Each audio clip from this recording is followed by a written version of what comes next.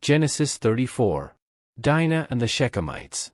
Now Dinah, the daughter Leah had borne to Jacob, went out to visit the women of the land. When Shechem son of Hamor the Hivite, the ruler of that area, saw her, he took her and raped her. His heart was drawn to Dinah daughter of Jacob, he loved the young woman and spoke tenderly to her. And Shechem said to his father Hamor, "Get me this girl as my wife." When Jacob heard that his daughter Dinah had been defiled, his sons were in the fields with his livestock, so he did nothing about it until they came home. Then Shechem's father Hamor went out to talk with Jacob. Meanwhile, Jacob's sons had come in from the fields as soon as they heard what had happened. They were shocked and furious, because Shechem had done an outrageous thing in Israel by sleeping with Jacob's daughter, a thing that should not be done. But Hamor said to them, "My son Shechem has his heart set on your daughter. Please give her to him as his wife. Intermarry with us, give us your daughters and take our daughters for yourselves. You can settle among us, the land is open to you. Live in it, trade in it, and acquire property in it." Then Shechem said to Dinah's father and brothers, "Let me find favor in your eyes, and I will give you whatever you ask. Make the price for the bride and the gift I am to bring as great as you like, and I'll pay whatever you ask me. Only give me the young woman as my wife." Because their sister Dinah had been defiled, Jacob's sons replied deceitfully as they spoke to Shechem and his father Hamor. They said to them, "We can't do such a thing, we can't give our sister to a man who is not circumcised. That would be a disgrace to us. We will enter into an agreement with you on one condition only, that you become like us by circumcising all your males. Then we will give you our daughters and take your daughters for ourselves.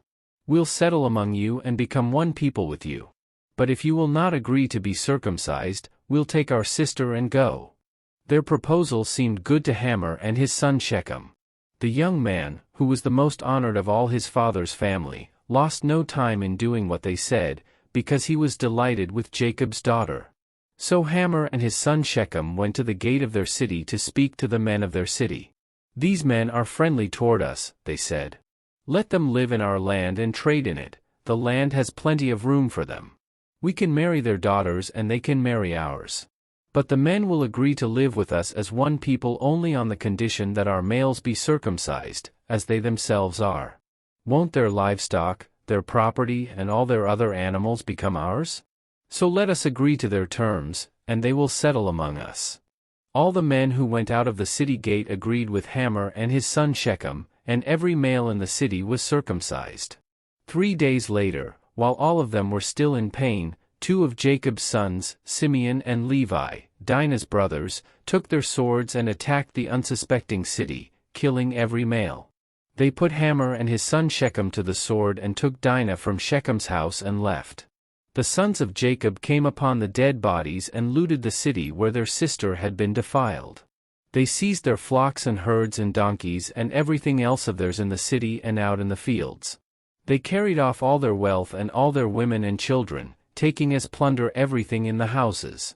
Then Jacob said to Simeon and Levi, "You have brought trouble on me by making me obnoxious to the Canaanites and Perizzites, the people living in this land.